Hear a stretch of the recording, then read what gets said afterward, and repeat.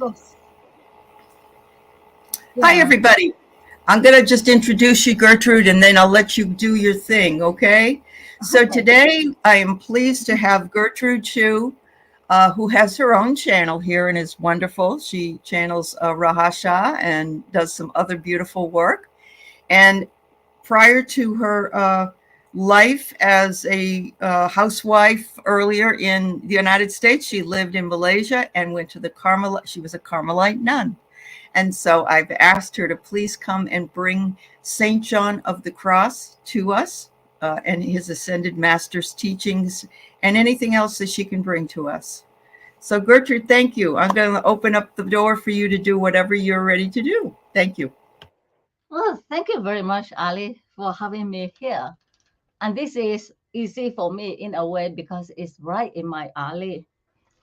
So, and it's interesting because though I know as Carmelite nuns, Saint Teresa of Jesus was our mother foundress. Saint John of the Cross was the father founder, sort of. But I never really go into detail about his life.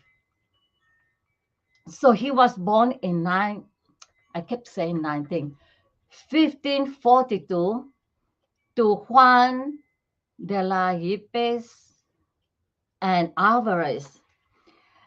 So his father actually came from wealthy silk merchant family. They were Jews converted to Christianity. And on his travel, he fell in love with the mother. And so he married her, and she was a poor weaver. So the family disinherit him, which means that they live pretty much in poverty. And the work became too hard for him, so he died when St. John of the Cross was very small. And they went through a hard time, so they moved to Medina de Campo. And when he was around 10, he was placed in an orphan school. And when he was 14, he caught the eye of a hospital governor who brought him to work as a nurse. And this man had the intention of grooming him to take over his position. But John of the Cross felt called to contemplation. So he became a Carmelite friar. And he felt that life wasn't austere enough for him. So he wanted to join the Carthusian monastery, and they are very strict. Then he met Saint Teresa of Jesus. So Saint Teresa of Jesus talked him into uh, staying as a Carmelite friar because she wants him to help her with reforming the Carmelite order. So what happened was after the Black Plague, I have to slow down. I tend to get too fast. The monastery became lax. So this Carmelite monastery that Saint Teresa went to, you know, their life was very easy. They entertained a lot in the parlor, and depending on their station in life, they could have their own suite, their own servant. And so Teresa, after all this, how we go through spiritual life, where the spirit was pushing her to reform the order. So she decided to reform the order and bring it back to the old law of St. Albert, which means make the enclosure more strict, solid, solitude, which means that they have to stay in the cell more, enclosure, and no meat, vegetarian, less sleep also. So reduce all these few points.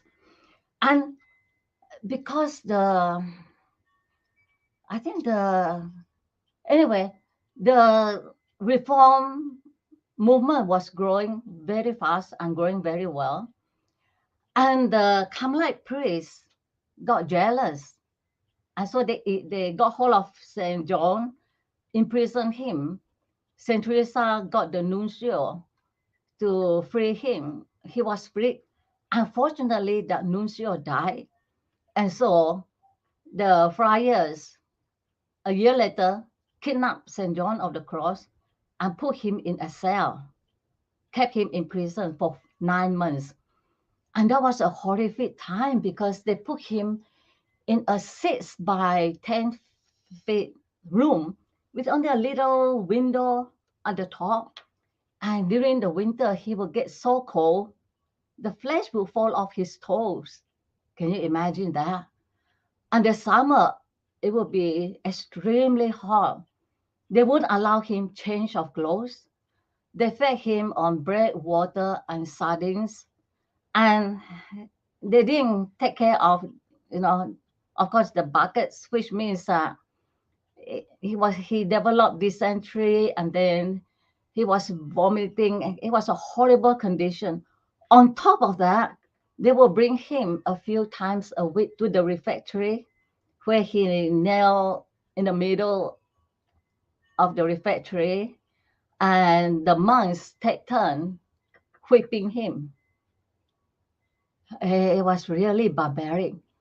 I think at a certain point, so after 6 months, they changed the jailer, and the new jailer was a lot kinder. So the new jailer brought him pen, paper, allowed him change of clothes, allowed him to come out.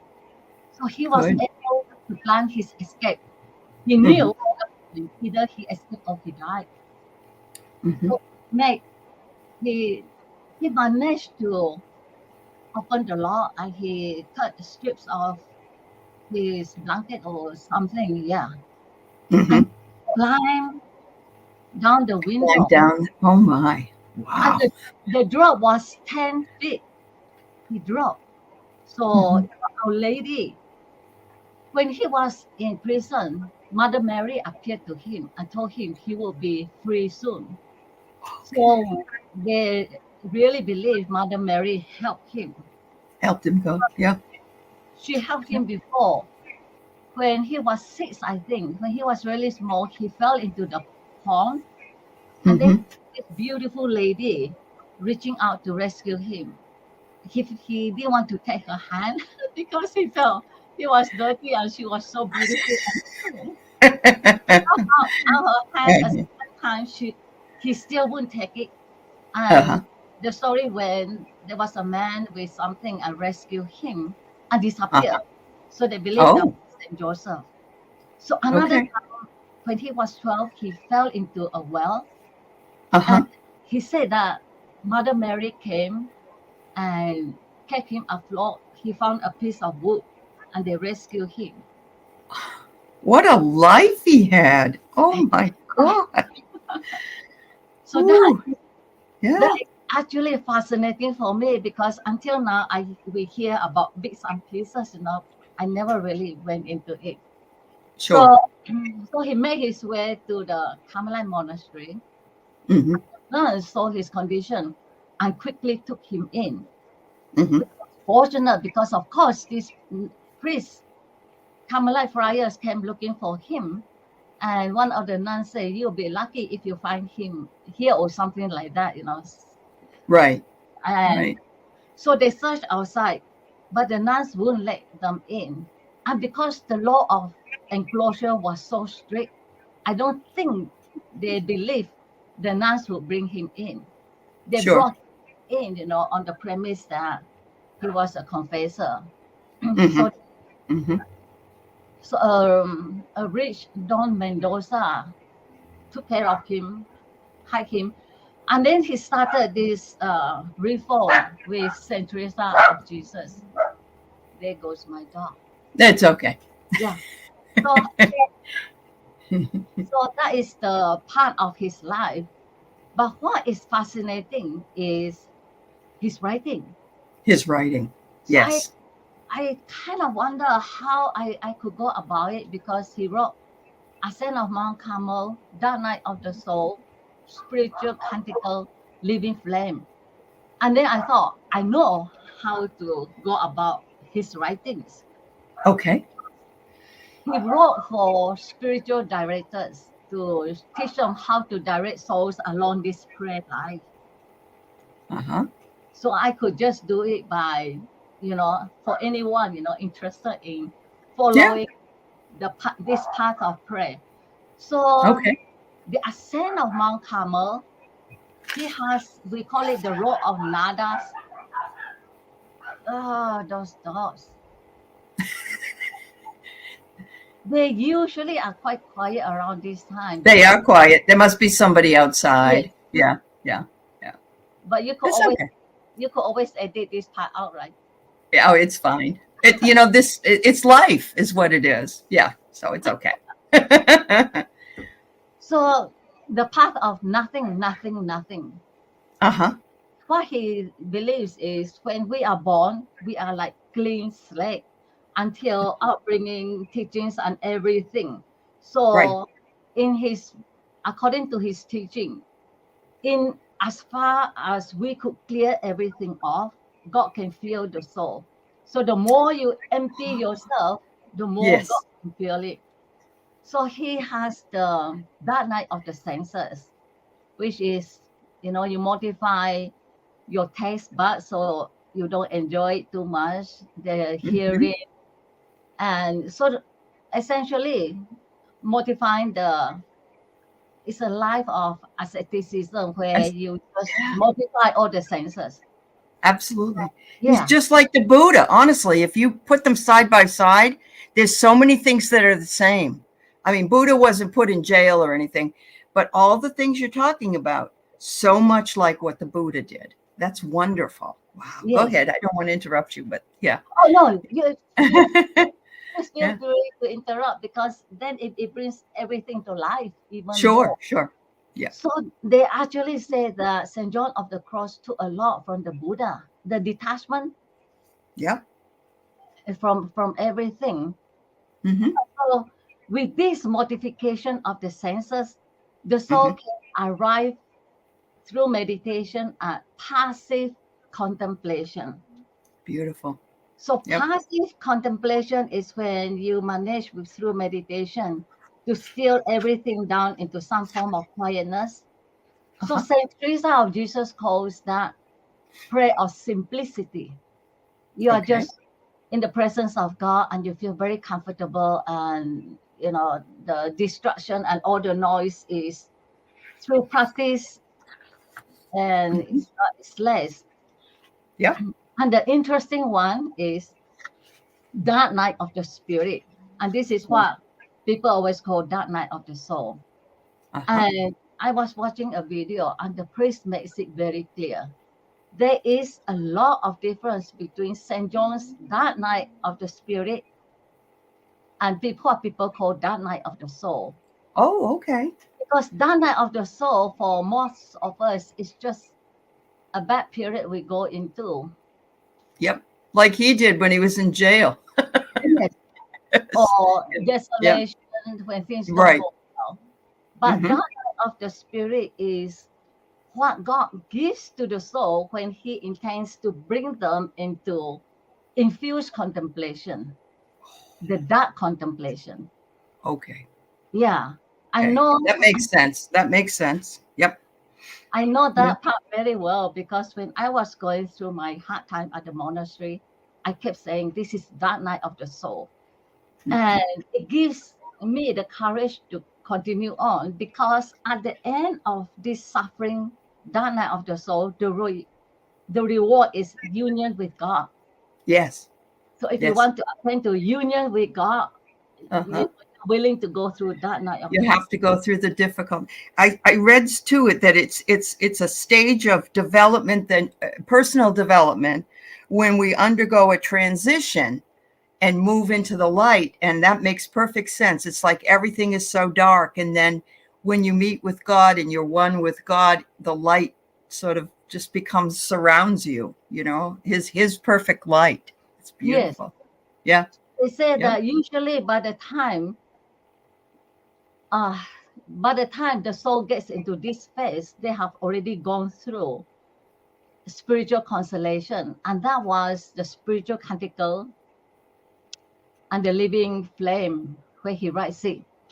The Yeah. spiritual canticle is beautiful because it really feels that way. when I went through it, I could feel like God brought me into the wilderness, into a really nice, beautiful place. And Mhm. there I could feel and experience God. Yeah. So St. John of the Cross calls it the betrothal, spiritual betrothal, where God was romancing the soul, giving her Mhm. consolation and all this wonderful time. And Mhm. then he put the soul into this dark night. And of course, once you experience God, when you don't have God, you really suffer. Oh yeah. So the Yeah. living, Yeah. yeah. So the living frame goes into where are you? You pierce me through with, and then you leave me, you know, Right. Don't longing. forsake me. Yeah. Yeah. Yeah. You don't want to feel forsaken. Yes. You want, yeah, yeah. You feel like you're being heard. You're being loved. You must have felt when you were doing this, Gertrude. Were you pretty much in a contemplative state where you weren't with other people? You were by yourself more, and you were spending a lot of time in quiet when this Yes, was going on. Yeah, yeah. I thought so. yes, Okay. because I was enclosed in the Sure. monastery. We have Yeah. only 2 hours of recreation, and Okay. the nuns drum into us very much the value of being souls of prayer. So every Sure. chance we have, we go into meditation. So we Hmm. have 2 hours daily meditation, but on feast days and Sundays, we could spend the whole day in Okay. meditation. Wow. Yes, Wow. So really. you've done the thing that St. John of the Cross did. You've had to kneel on the difficult tiles of the cold floor before as well, haven't you? Well, what we have, well, they call it discipline. Okay. First time, yes, for St. John of the, what they have. The first time I went through that, I felt really embarrassed because what you have to do is you have to pull your habit out and then Uh-huh. pull your hands down because it's like 8 ropes. So you strike yourself this way, but on Sure. barefoot Uh-huh. and Uh-huh. through a whole psalm, miserere, or yeah. And Yeah. then we wear chain, and the chain is awful. Oh. It's like that with metal wires. So it has all these Oh. hundreds. I would say probably over 100 of these. What do you call it? Thongs Okay. to Yes. tie on your thigh. And I was such an extremist that I in the discipline, it's Yeah. hard Yeah. so Wow. I couldn't hit very hard, but the chain is easy. I just tie very, very tight and then endure it for the rest of the morning. Every step is agony, it not only Yeah. and then Wow. it pull at Wow. your insides. It Uh-huh. literally pull at your insides. Sure. Sure. That was really, yeah, we had all that. Oh my. I had no idea. Talk about suffering for good. Yeah. Yeah. Wow. So with Wow. the so with the dark night of the soul, you get the infused contemplation. I Right. don't know why, but at the early age of 21, I actually moved into infused contemplation. Wow. So St. John of the Cross say, until the passive contemplation, you can do it by your own effort. But the Mhm. infused contemplation, God has to give it to you. Okay. St. Teresa called it the prayer of quiet. And St. Mhm. Teresa said she doesn't know why God gives it to some and not to others. But for St. John of the Cross, it's infused contemplation. It is like that contemplation. Uh-huh. And Uh-huh. he said at that point, the soul should stop all efforts and let God take over. Okay. All our efforts will only impede God's effort. And Right. with that infused contemplation, what happened is at meditation, I could look inside me, and there will be this darkness. But that darkness, that nothingness is gone. And it just grip held me and Mhm. throw. It's like Yes. looking at God and being with God, and yet you don't see anything because we can't see. We can Right. perceive God, but we can't see God. Did you feel lifted, lighter? when this was happening to you? After a while, I mean, I realized part of it was pretty suffering, but as you contemplated and contemplated, were you feeling sort of at one with the Holy Spirit? Did you feel that Yes. way? Yeah. Okay. But even physically, I was a meditation one day, and I just fell into this dark space, completely, Yes. completely into that, not like a trance state. Sure. Yeah. Hmm. And so during the nice moments when is illumination. Oh, so there's one period of illumination. During Hmm. that period, it's really nice. I feel like lifted out Sure. on a higher plane, and I feel so good that it's the soul feels like incapable of sinning Right. and wrapped in God. And when I was in this state, the nuns can hold anything at me, and I don't And feel it it. doesn't hurt anymore. Yeah. Yeah. Yeah. Yeah. When I fall back into the dark night, and then everything they say just hurt and hurt. Bothers you. Yeah. And you know what? That's our life sometimes. Sometimes we are uplifted and we feel invincible and everything's going really well. And then we do realize that it can't stay this way all the time. Sometimes it goes back into the other part of it, but that we have to really let it all go. And in order to sort of just like you said about non-attachment, you have to detach from all of that and just allow it to come through. And I think that's why your channeling of Rahasha has been really I won't say easy for you, because nothing's easy, but it's you've had some practical experience with. Yes. Yeah, yeah, yeah. Well, uh, for instance, a year before I know him, mhm. I I started entering into trance meditation. Okay. So I tried to follow the Buddhist monk. So the monk told me that priest was just there and he spent 8 hours in meditation. So I tried. I Uh-huh. tried. I managed to do 5 hours twice. 4 hours was quite easy, but the 5 hours was very hard. And because I was in trance meditation, Yeah. with trance meditation, you can lose time, sense of Sure. time. Sure. So, in an like, I might be an hour in meditation, and then I look at the time.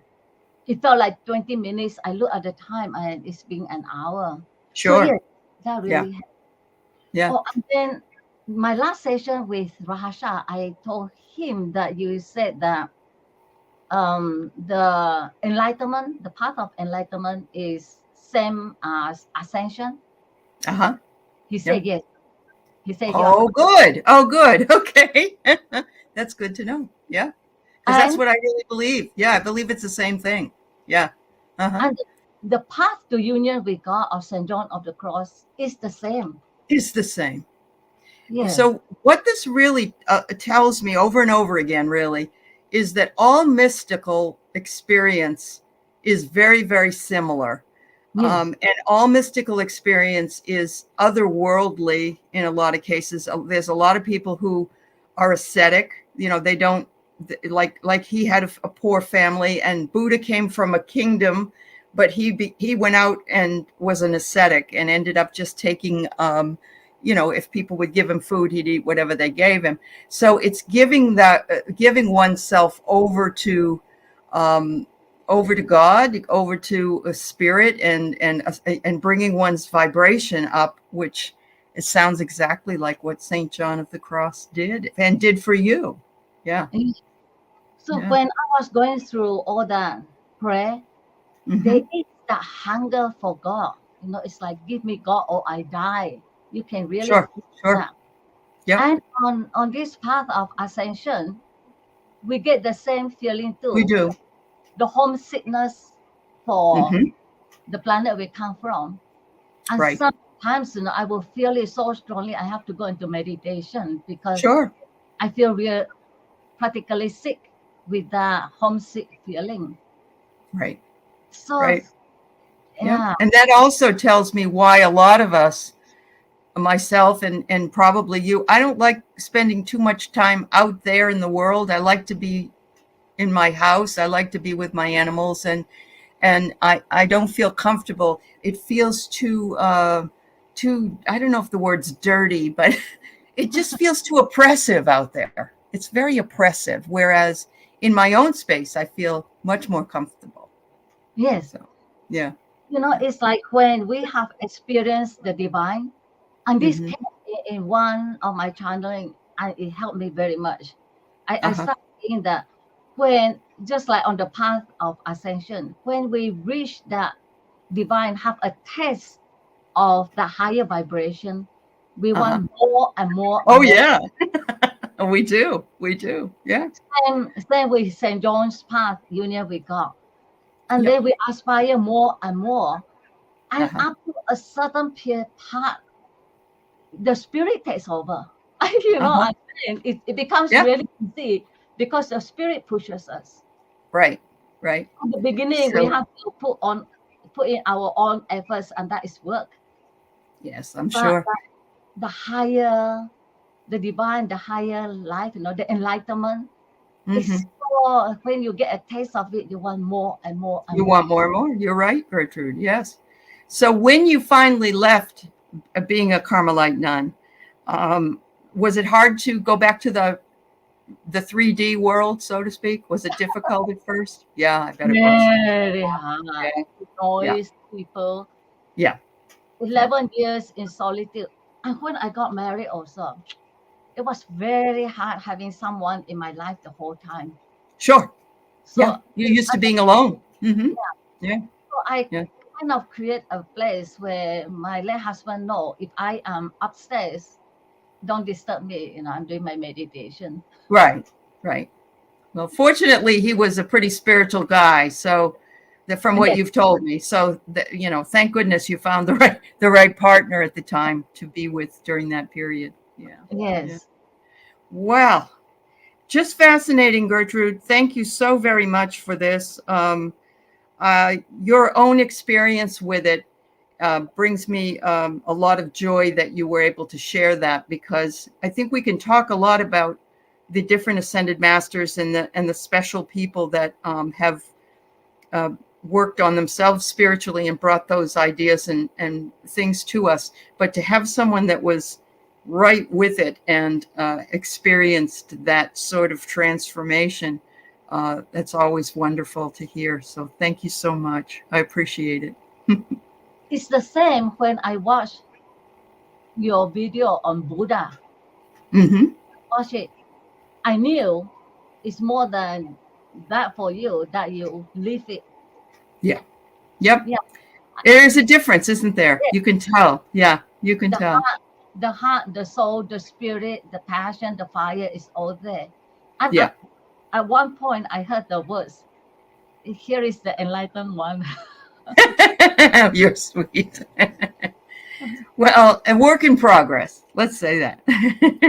We're all that. Yeah. I Yeah. asked Rahasha, am I on the path to enlightenment? He said, yes. Oh, yes. Yeah. In in as far as it's possible, being third density being. So he That's said, be right.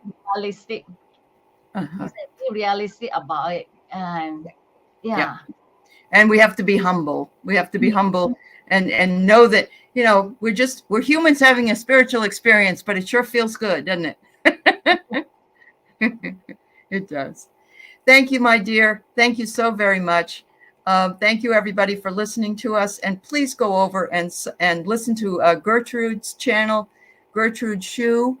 She channels Rahasha, and I imagine she'll be channeling other people at some point because she's just really good. So thank you very much, dear.